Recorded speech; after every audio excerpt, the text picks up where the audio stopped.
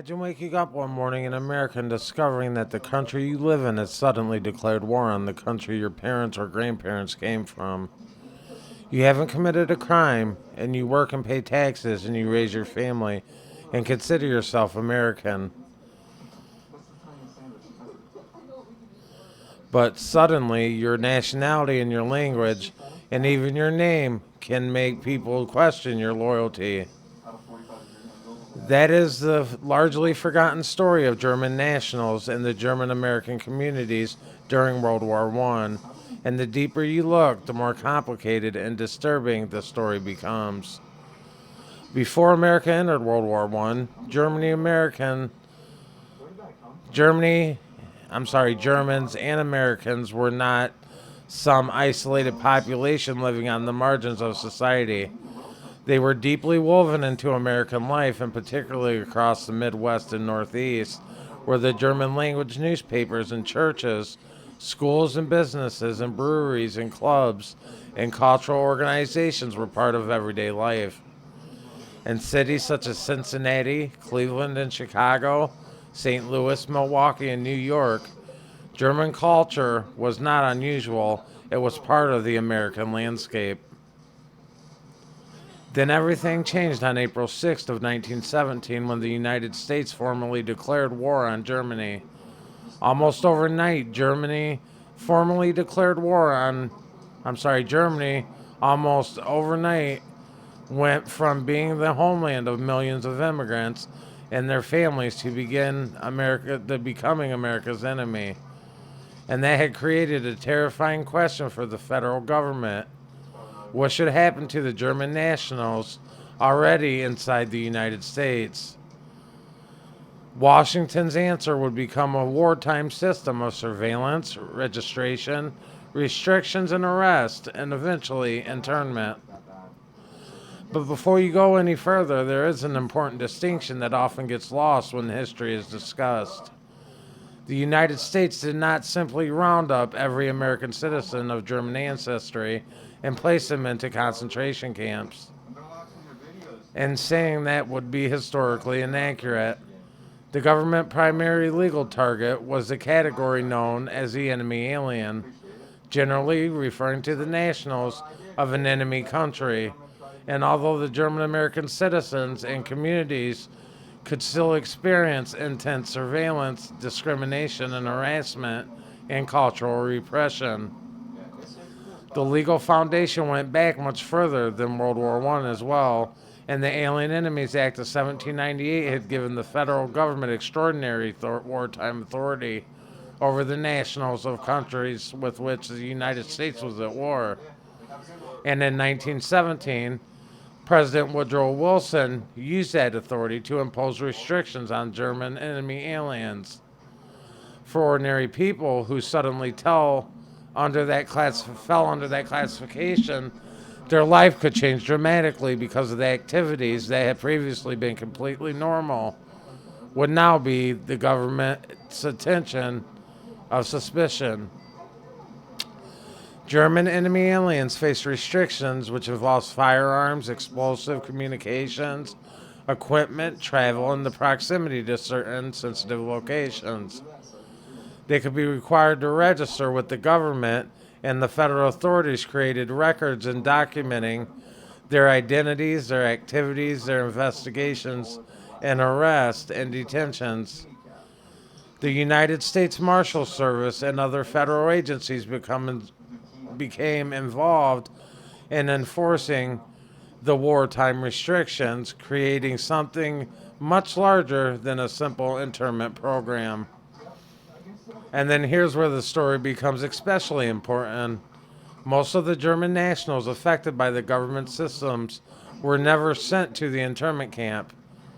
Hundreds of thousands were subject to enemy alien registration and restrictions, while only a much smaller number were actually arrested or imprisoned. The estimates may, depending on how historians define the categories, but roughly about 6,000 German nationals were arrested or detained during the war, while approximately 2,000 were ultimately interned under the Justice Department's civilian enemies alien system. So if only a fraction were in prison, then why does the internment matter? Well, because the camps represented the extreme end of much a broader system in which the government could suddenly treat nationality itself as a potential security concern. You didn't have to be sitting behind barbed wire to feel like the consequences of being classified as a part of an enemy population. One of the most important internment locations was Fort Oglethorpe in Georgia. It was a former military facility which became one of America's major detention centers for the German enemy aliens, and its population also included different categories of detainees, meaning we should not casually describe every person held there as an innocent German American civilian. Another major facility was Fort Douglas near Salt Lake City, Utah. The German enemy aliens from western parts of the country could be detained there, placing the people who had previously lived ordinary civilian lives under the military custody because the authorities considered them potential threats. But perhaps the strangest location was a Hot Springs, North Carolina. There, the federal government used the Mountain Park Hotel, a luxury resort, as an internment facility, creating an extraordinary contrast between the elegant surroundings of a resort town and the reality that people inside the facility were being held under wartime detention authority. Think about that for a minute. A hotel that had once welcomed visitors looking for relaxation could become a place where the German nationals were confined because the United States was at war with Germany. The story demonstrates that wartime detention won't necessarily be hidden away in some remote desert. It could exist inside an American community surrounded by ordinary businesses, homes, and people going about their daily lives. And also, the camps were the only part that's what happened outside those facilities. German American communities were experiencing something that historians sometimes describe as a wave of anti-German hysteria, and this pressure reached far beyond the federal government. German language newspapers came under suspicion, and German language schools and institutions faced restrictions. German books could be removed from libraries. Cultural organizations were pressured to assimilate, and families that had proudly maintained their German traditions suddenly had to decide whether publicly displaying their identity was worth the risk. In some of these communities, even speaking German could attract suspicion. German Americans who had spent decades building businesses and communities could suddenly be asked whether their loyalty belonged to America or Germany, even when they had never supported the German government or had any connection to German military activity. And this is where the story becomes even more complicated than the simple government versus citizen narrative. Some of the Americans generally feared the German espionage and sabotage, and those fears were not completely imaginary because German intelligence networks did operate in the United States during the war. It's no secret. There were real plots, real agents, and real sabotage concerns, and the legitimate national security problems confronting the Wilson administration. But the existence of genuine German espionage did not mean that every German immigrant was a spy, and that distinction is exactly where wartime fear could begin turning into collective suspicion. Once a government identifies a particular nationality as a security concern, the consequences can spread beyond the people who actually pose a threat. A German newspaper editor could be viewed with suspicion. A German-speaking family could lay pressure to hide its language, and an ordinary immigrant could suddenly find himself debating or defending patriotism simply because of where he was and his parents had been born, where his parents had been born. And then there was a cultural transformation. The German Americans began changing their names and abandoning traditions while avoiding German language institutions and sometimes deliberately distancing themselves from the identity they had spent generations building.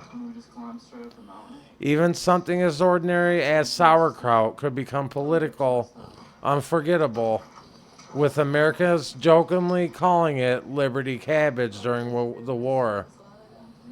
They may sound harmless today, but it reveals something larger about the atmosphere of the period. German culture itself was becoming associated with disloyalty. The pressures reached American schools as well. Some states restricted teaching of foreign languages, and Nebraska eventually enacted restrictions that became the subject of a major Supreme Court case. In 1923, the Supreme Court decided Mayer versus Nebraska, and it struck down Nebraska's prohibition on teaching foreign languages to young children. The case became an important statement about constitutional liberty, demonstrating that some of the cultural restrictions created during the wartime era would continue to have legal consequences long after World War I had ended. And that is one of the most important things to understand about this story. The war ended, but the transformation did not instantly disappear. By the time the United States returned to peace, German American identity had been permanently altered in many communities. Some German language newspapers disappeared, some cultural institutions weakened or closed. Families stopped teaching German to their children, and people who had openly identified with German heritage increasingly emphasized an American identity instead. For some families, the assimilation was voluntary. For others, it was a survival strategy because being visibly German had become socially dangerous. And yet, we have to be careful not to turn this history into a story where the German American was persecuted equally. Millions of German Americans had continued living their lives, and many citizens of German ancestry served the United States, supported the war effort, and brought Liberty books and demonstrated their American loyalty. The government systems was complicated, inconsistent, and heavily influenced by individual documents. Some people were detained because authorities had specific suspicion about them, while others were swept into broader atmosphere of fear and suspicion surrounding enemy nationality. The distinction matters because history becomes distorted when we replace complicated reality with a simple political slogan. The real story is actually more powerful because it shows how legitimate security concerns can coexist with politics that affect innocent people. By the end of the war, the federal government had created an historical precedent that Americans would confront again during World War II. German, Italian, and Japanese nationals would once again be classified as enemy aliens, but the treatment of the Japanese Americans during World War II will become vastly larger and more severe, and eventually resulting in the forced incarceration of approximately 120,000 people of Japanese ancestry, most of them American citizens. That later history often outshadows what happened during World War I. The German American internment system was smaller, one limited and legally different from was mass incarceration of the Japanese Americans during World War II. But it still provides an important window into how democracy responds when national security collides with civil liberties. And perhaps the most unsettling part is that the people affected, they did not necessarily look look, or behave like enemies. They were neighbors, factory workers, farmers, and business owners, church members, newspaper publishers, teachers, fathers, mothers, and children living ordinary American lives. Then a war thousands of miles away had changed the meaning of their ancestry. The country they called home had suddenly asked them to prove that they belonged. That is why the story deserves to be remembered, not because of that America was uniquely evil, and not because every wartime security demonstrates how quickly the fear can turn an ordinary identity into a political liability. The forgotten lesson of German American camps is not simply the people that was detained during World War I. The deeper lesson is that civil liberties can begin disappearing long before the prison gates close. Because surveillance, registration, social pressure, censorship, cultural suspicion, and public hostility can transform people's lives without ever placing them behind barbed wire. And that leaves us with a question that is still relevant more than a century later. When a nation is genuinely threatened, how do we protect national security without deciding that an entire category of people deserves suspicion simply because of their nationality, ancestry, language, or association? Because the history of German America during World War I reminds us that line between protecting a nation and punishing people for helping to a particular group can become dangerously thin when fear takes control. The camps may have disappeared, the war may have ended, and the names of many of those detainees may perhaps have been forgotten. But the historical question remains, and perhaps that is exactly why we should remember them. I want to thank you for tuning in to the Unfiltered Political Lens. I appreciate you watching this episode, and as always, we'll see you in the next video. Peace.